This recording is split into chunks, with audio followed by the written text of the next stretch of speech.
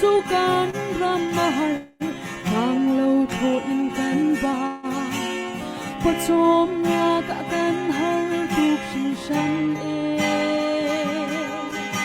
mi cheu khat na chu ram se loin lai ram chu an zam ta lai ram do te mi khi he a thap do ne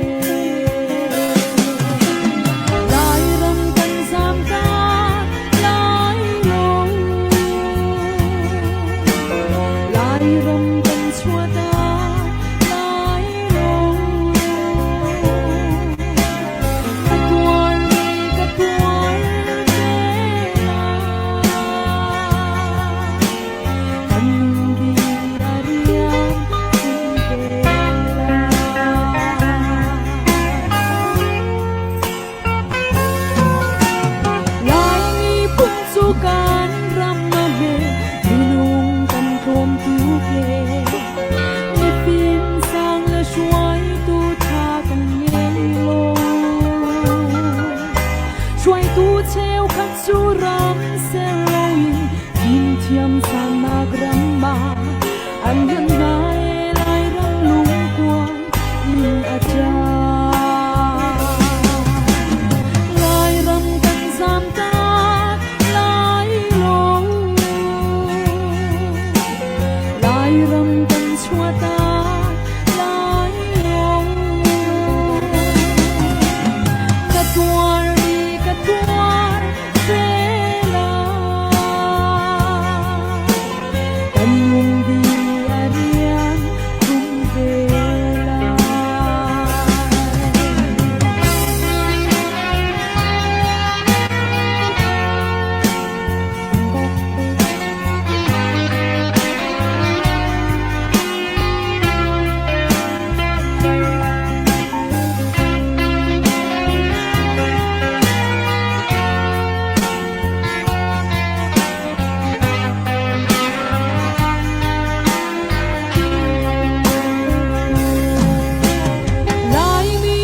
chu kan sia fa